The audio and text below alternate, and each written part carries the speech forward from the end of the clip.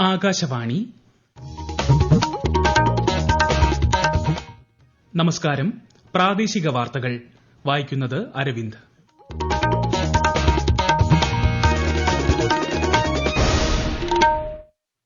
പ്രധാന വാർത്തകൾ.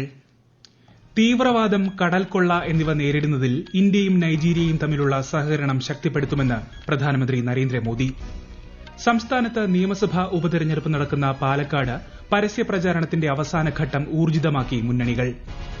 ആലപ്പുഴയിൽ നടക്കുന്ന സ്കൂൾ ശാസ്ത്രമേളയുടെ സമാപന സമ്മേളനം നാളെ മന്ത്രി കെ.എൻ. ബാലഗോപാൽ ഉദ്ഘാടനം ചെയ്യും. മേളയിൽ മലപ്പുറം മുന്നിൽ. വിദ്യാർത്ഥികളുടെ നിലവാരം ഉയർത്തുകയാണ് സംസ്ഥാനത്തെ പാഠ്യപദ്ധതി പരിഷ്കരണത്തിന്റെ ലക്ഷ്യമെന്ന് പൊതുവിദ്യാഭ്യാസ മന്ത്രി വി. ശിവൻകുട്ടി. തീർത്ഥാടകർക്ക് അടിയന്തര വൈദ്യസഹായമൊരുക്കാൻ ശബരിമല പാതയിൽ കനിവ് 108ന്റെ ദ്രുതകർമ്മ മെഡിക്കൽ യൂണിറ്റുകൾ കൂടി വിന്യസിച്ചതായി ആരോഗ്യമന്ത്രി വീണ ജോർജ്. വാർത്തകൾ വിശദമായി. ഔദ്യോഗിക സന്ദർശനത്തിനായി നൈജീരിയയിലെത്തിയ പ്രധാനമന്ത്രി നരേന്ദ്രമോദി പ്രസിഡന്റ് ബോല അഹമ്മദ് തിനുബുവുമായി കൂടിക്കാഴ്ച നടത്തി. ഇരു രാജ്യങ്ങൾക്കുമിടയിലെ തന്ത്രപരമായ പങ്കാളിത്തവും ഉഭയകക്ഷി സഹകരണ സാധ്യതകളും യോഗം വിലയിരുത്തി.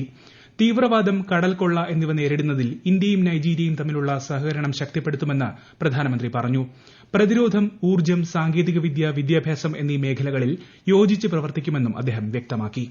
नाइजीरिया के साथ अपनी स्ट्रेटेजिक पार्टनरशिप को हम उच्च प्राथमिकता देते हैं. रक्षा, ऊर्जा, आर्थिक विषय, टेक्नोलॉजी, हेल्थ, एजुकेशन, कल्चर जैसे कई क्षेत्र ऐसे हैं में हमारा सहयोग मजबूत है और अनेक नई संभावनाएं भी हमारे इस संबंधों में जुड़ी हुई है. പ്രധാനമന്ത്രിക്ക് Nigerian president grand commander of the order of the Niger പുരസ്കാരം സമ്മാനിച്ചു. 2 ദിവസത്തെ G20 ഉച്ചകോടിയിൽ പങ്കെടുക്കാനായി പ്രധാനമന്ത്രി നാളെ ബ്രസീലിയൻ നഗരമായ റിയോ ഡി ജനീറോയിലേക്ക് തിരിക്കും.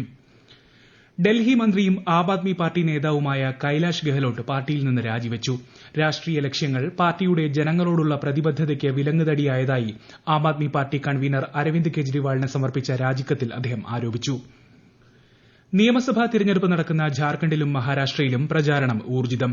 ബിജെപി അധ്യക്ഷൻ ജെ.പി. നദ്ദ ഇന്ന് വിവിധ റാലികളെ അഭിസംബോധന ചെയ്തു. ഝാർഖണ്ഡ് മുക്തി മോർച്ച നേതാവും മുഖ്യമന്ത്രിയുമായ ഹേമന്ത് സൊറേൻ, കോൺഗ്രസ്, ആർജെഡി നേതാക്കൾ എന്നിവരും പ്രചാരണ രംഗത്ത് സജീവമാണ്. ഒറ്റഘട്ടമായി തിരഞ്ഞെടുപ്പ് നടക്കുന്ന മഹാരാഷ്ട്രയിലും 2ാം ഘട്ട വോട്ടെടുപ്പ് നടക്കുന്ന ഝാർഖണ്ഡിലും പരസ്യപ്രചാരണം നാളെ വൈകിട്ട് അവസാനിക്കും. ഈ മാസം 20-നാണ് വോട്ടെടുപ്പ്. വോട്ടെണ്ണൽ 23-ന് നടക്കും. സംസ്ഥാനത്ത് നിയമസഭാ ഉപതെരഞ്ഞെടുപ്പ് നടക്കുന്ന പാലക്കാട് മണ്ഡലത്തിൽ പരസ്യപ്രചാരണത്തിന്റെ അവസാന ഘട്ടം ഊർജിതമാക്കി മുന്നണികളും സ്ഥാനാർത്ഥികളും. ബുധനാഴ്ചയാണ് പാലക്കാട് വോട്ടെടുപ്പ്. കൂടുതൽ വിവരങ്ങളുമായി ആകാശവാണി പാലക്കാട് ജില്ലാ പ്രതിനിധി ഫൈസൽ അലിമുത്ത്. കൊട്ടിക്കലാശത്തിന് മുന്നോടിയായുള്ള പ്രചാരണം കൊഴുപ്പിക്കാൻ മുന്നണികളിലെ മുൻനിര നേതാക്കളാണ് മണ്ഡലത്തിൽ എത്തിയിരിക്കുന്നത്. LDF സ്ഥാനാർത്ഥി ഡോക്ടർ പി സരിന് വോട്ടഭ്യർത്ഥിച്ച് കണ്ണാടി, ഒലവക്കോട് എന്നിവിടങ്ങളിൽ മുഖ്യമന്ത്രി പിണറായി വിജയൻ പ്രസംഗിച്ചു. UDF സ്ഥാനാർത്ഥി രാഹുൽ മാങ്കൂട്ടത്തിലിന്റെ പ്രചാരണ പരിപാടികളിൽ പ്രതിപക്ഷ നേതാവ് വി. ഡി. സതീശൻ പങ്കെടുത്തു. NDA സ്ഥാനാർത്ഥി സി. കൃഷ്ണകുമാറിനായി വോട്ടഭ്യർത്ഥിച്ച് കേന്ദ്ര സഹമന്ത്രി ജോർജ് കുര്യനും മണ്ഡലത്തിൽ എത്തിയിട്ടുണ്ട്. പ്രചാരണവും വോട്ടെടുപ്പും സുഗമമായി പൂർത്തിയാക്കാൻ എല്ലാ രാഷ്ട്രീയ പാർട്ടികളും സഹകരിക്കണമെന്ന് ജില്ലാ തെരഞ്ഞെടുപ്പ് ഉദ്യോഗസ്ഥ കൂടിയായ ജില്ലാ കളക്ടർ ആവശ്യപ്പെട്ടു. പാലക്കാട് നിയമസഭാ ഉപതെരഞ്ഞെടുപ്പിൽ സർവീസ് ജീവനക്കാർക്കുള്ള വോട്ടിംഗ് നാളെ അവസാനിക്കും. പാലക്കാട് RDO ക്വാർട്ടേഴ്സിലാണ് വോട്ടിംഗ് നടക്കുന്നത്. നേരത്തെ അനുമതി ലഭിച്ചിട്ടുള്ള ഉദ്യോഗസ്ഥർക്കാണ് സമ്മതിദാനാവകാശം വിനിയോഗിക്കാൻ അവസരം. ആലപ്പുഴയിൽ നടക്കുന്ന സംസ്ഥാന സ്കൂൾ ശാസ്ത്രമേള നാളെ സമാപിക്കും. മലപ്പുറം ജില്ലയാണ് നിലവിൽ മുന്നിൽ. കണ്ണൂർ 2ാമതും തൃശൂർ 3ാം സ്ഥാനത്തുമുണ്ട്. നാളെ വൈകിട്ട് നടക്കുന്ന സമാപന സമ്മേളനം മന്ത്രി കെ.എൻ. ബാലഗോപാൽ ഉദ്ഘാടനം ചെയ്യും. മന്ത്രിമാരായ വി. ശിവൻകുട്ടി, സജി ചെറിയാൻ, പി. പ്രസാദ് എന്നിവർ പങ്കെടുക്കും. ഈ വാർത്തകൾ ആകാശവാണിയിൽ നിന്ന്. ആകാശവാണി വാർത്തകളും വാർത്താ അധിഷ്ഠിത പരിപാടികളും all India radio news Thiruvananthapuram YouTube ചാനലിലും @all India radio news Thiruvananthapuram Facebook പേജിലും AIR ന്യൂസ് _ ഇൻസ്റ്റഗ്രാം അക്കൌണ്ടിലും @AIR ന്യൂസ് _ TVM X ഹാൻഡിലും ലഭ്യമാണ്.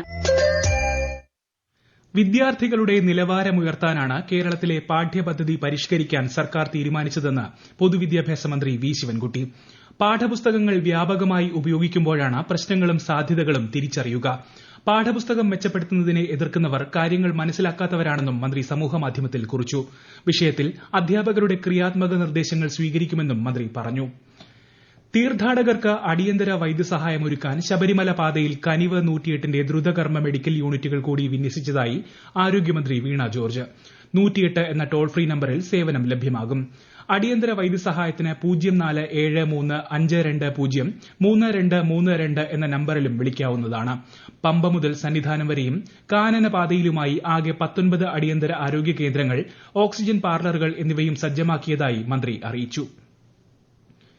തീർത്ഥാടകരുടെ സുഗമമായ ദർശനം സാധ്യമാക്കുന്നതിൽ ശബരിമലയിലെ പുതിയ ക്രമീകരണങ്ങൾ സഹായകമായെന്ന് Thiruvithamkoor Devaswom board president PS Prasanth. 18ാം പടിയിൽ നിയോഗിച്ചിട്ടുള്ള പോലീസ് ഉദ്യോഗസ്ഥരുടെ ഡ്യൂട്ടി സമയം കുറയ്ക്കാനുള്ള തീരുമാനം ഏറെ വിജയകരമായെന്നും അദ്ദേഹം പറഞ്ഞു. പോലീസിന്റെ മേൽനോട്ട ചുമതലയുള്ള ADGP S ശ്രീജിത്തുമായി നടത്തിയ കൂടിക്കാഴ്ചയ്ക്ക് ശേഷം സംസാരിക്കുകയായിരുന്നു അദ്ദേഹം. വിശദാംശങ്ങളുമായി ആകാശവാണി പത്തനംതിട്ട ജില്ലാ പ്രതിനിധി ശ്രീജി S ശ്രീധർ. അയ്യപ്പ ഭക്തർക്കുള്ള സംതൃപ്തി നിലനിർത്തിക്കൊണ്ടു പോകുന്നതിന് എല്ലാ ശ്രമങ്ങളും നടത്തുമെന്നും മിനിറ്റിൽ 80 പേരെയെങ്കിലും കടത്തിവിടാൻ 18ാം പടിയിൽ കഴിയുന്നുണ്ടെന്നും അദ്ദേഹം പറഞ്ഞു. നിലയ്ക്കലിൽ വാഹനങ്ങൾക്ക് പാർക്കിംഗ് സൌകര്യം 2000-നടുത്ത് വർദ്ധിപ്പിക്കാൻ കഴിഞ്ഞെന്നും അദ്ദേഹം പറഞ്ഞു. സന്നിധാനത്ത് ഇന്നും നല്ല ഭക്തജന തിരക്കാണ് അനുഭവപ്പെടുന്നത്.